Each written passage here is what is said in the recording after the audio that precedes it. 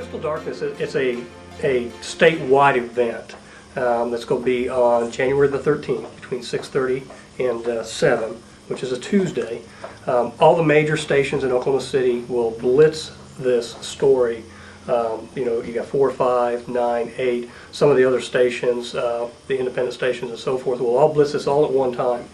And basically what it is about the meth epidemic in Oklahoma and how it affects all walks of life, and what people can do as far as social services to get people, try to get them off of the dependency and those types of things. There's going to be a couple watch parties in town that people can attend. The one's going to be at the Cherokee Strip Conference Center there, and I believe the other one is going to be at Northwest Oklahoma State there on East Randolph also. So we'll have 2 watch parties. What the police department's doing is we'll have officers at the watch parties there to answer questions about the law, to take tips from the citizens here that may have some tips on people that are either using meth or where there may be some meth labs, or for those addicts that are calling in that are wanting some certain questions answered either through what the penalties are or the legalities.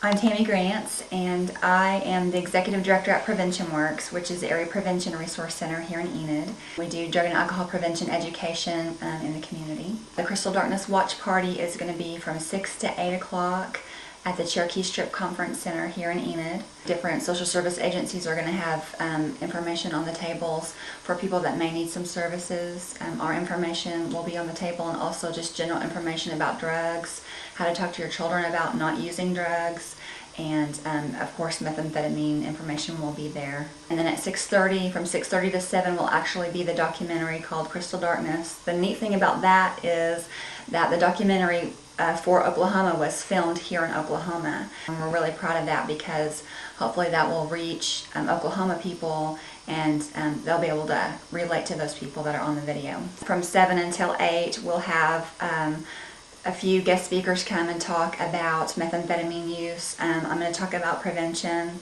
and we're going to have a guest speaker talk about treatment after you watch it with your kids. Hopefully your kids will watch it too.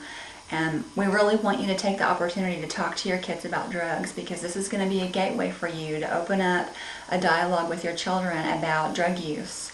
And we really want to prevent young people from starting. And the best way to do that is to make sure that parents are talking to their children, and not just one time. You've got to talk to your kids often, all the time, a lot of times, to make sure that you know what they know, and to make sure that they know the facts and the truth about drug use. How effective is this going to be? Is it going to reach the people it needs to reach? Well, they've done this in several other states, and I guess the response from the public has been overwhelming. Some states have received just hundreds and hundreds of phone calls during this airing of this show. And so I think it will be simply because it's all being done at one time. All the stations are carrying it, and it's going to be highly publicized between now and then.